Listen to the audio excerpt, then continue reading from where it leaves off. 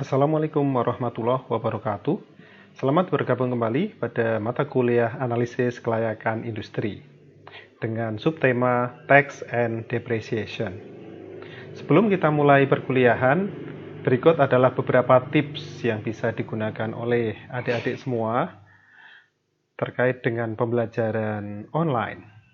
Di sini kita lihat tips pertama, tentunya kalian harus sudah membaca semua materi yang sudah disiapkan secara offline di Elisa. Dengan cara seperti itu Anda sudah akan mendapatkan gambaran terkait perkuliahannya.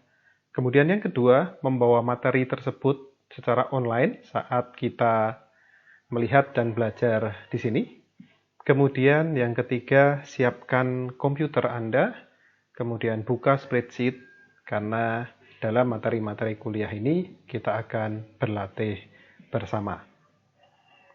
Oke, jadi seperti yang pernah saya sampaikan pada perkuliahan sebelumnya, sebuah feasibility study itu bisa kita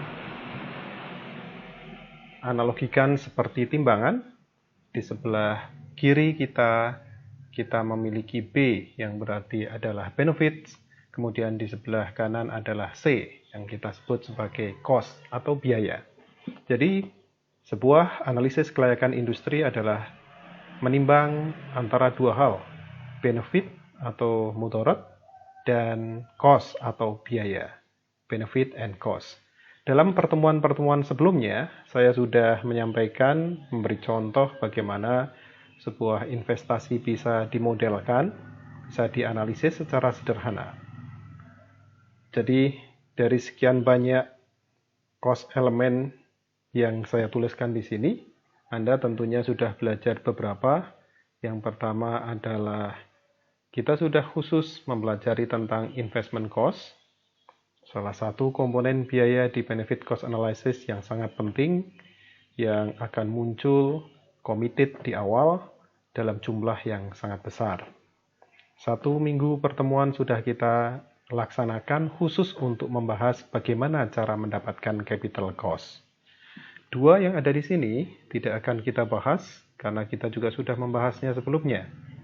Dan seperti Anda mungkin sudah ingat, fixed cost dan variable cost biasanya kita pelajari saat kita melakukan feasibility study jangka pendek.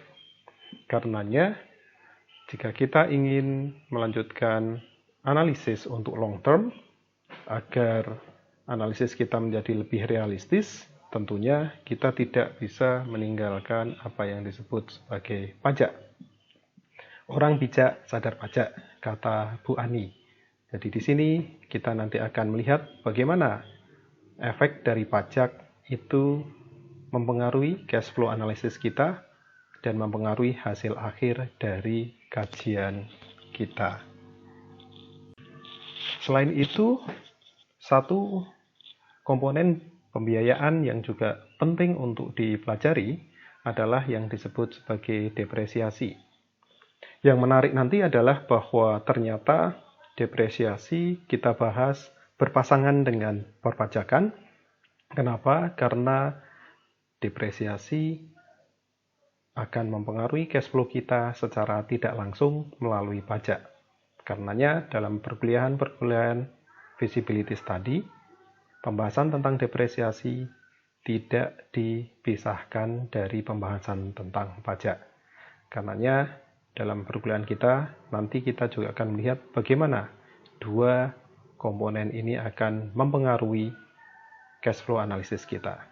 Dan seperti biasa, di perkuliahan analisis kelayakan industri kita tidak akan menghafalkan apapun, kita akan mempelajari konsep-konsep dasarnya, dan nanti kita akan banyak berlatih dengan simulated thinking, sehingga Anda akan bisa mengasah intuisi Anda, tidak hanya mengasah keterampilan menggunakan tools, tapi intuisi akan bisa diasah untuk melihat perkiraan bagaimana hasil kajian, bahkan sebelum kita melakukan perhitungan dengan menggunakan tools seperti kalkulator atau spreadsheet, misalnya Excel.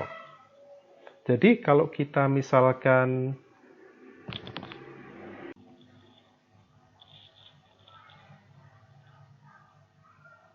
Sebagai contoh, kita akan bisa melihat di sini saya akan memberi ilustrasi bagaimana pajak akan mempengaruhi hasil analisis cash flow kita. Di awal kita dulu sudah belajar bahwa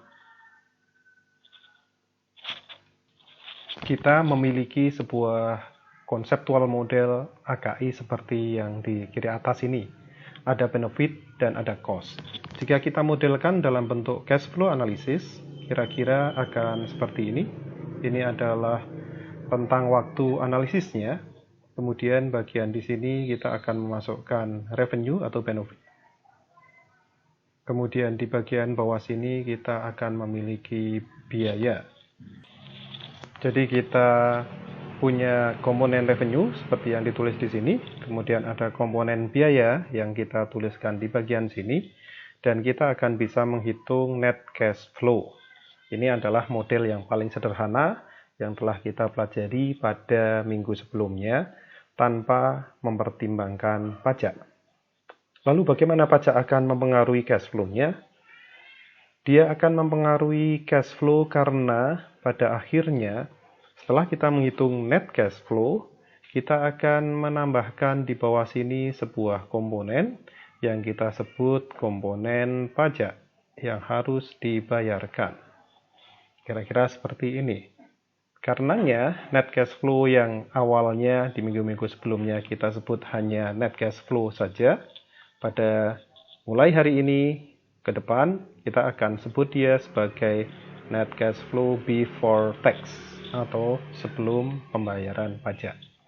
Sehingga sekarang kita juga bisa mengenalkan satu lagi konsep yang disebut net cash flow sesudah pembayaran pajak atau net cash flow after. Bagaimana menghitungnya? Mudah sekali. Kita sudah punya NCF before, kemudian di sini kita nanti akan hitung pajaknya untuk masing-masing tahun. Kira-kira seperti ini. Ingat bahwa pajak akan bisa ditarik pada saat atau setidaknya mulai dari tahun pertama saat bisnis sudah beroperasi. Di tahun ke-0 tidak ada pembayaran pajak karena pada saat itu kita atau bisnis baru melakukan investasi. Nah, net cash flow after tax akan kita dapatkan dengan cara mengurangi net cash flow before tax dengan pajak yang harus dibayarkan. Bagaimana pajak tersebut dihitung? Kita nanti akan mengenal yang namanya tax rate. Tax rate yang akan digunakan biasanya bentuknya adalah persentase, misalnya 10%, 15%, dan seterusnya, yang akan kita gunakan untuk mengalihkan atau dikalikan dengan net cash flow before tax. Dan kita akan mendapatkan berapa yang harus dibayarkan di sini. Kira-kira itulah konsep dasar dari sebuah analisis cash flow sederhana dengan telah mempertimbangkan pajak. Dari sini akhirnya kita sudah mendapatkan gambaran bagaimana tax akan mempengaruhi net cash flow. Secara intuitif tentunya adik-adik bisa membayangkan net cash flow after tax itu lebih titik-titik dibandingkan net cash flow before tax. Coba kira-kira apa jawabannya? Oke, ya, good. Jadi net cash flow after tax tentunya logik dikatakan bahwa itu less favorable dari sisi investornya. Karena net cash flow before tax akan dikurangi pajak tersebut untuk mendapatkan perhitungan net present value dan IRR-nya. Karenanya nanti kita akan bisa lihat bagaimana perhitungan antara NPV before tax dan NPV after tax.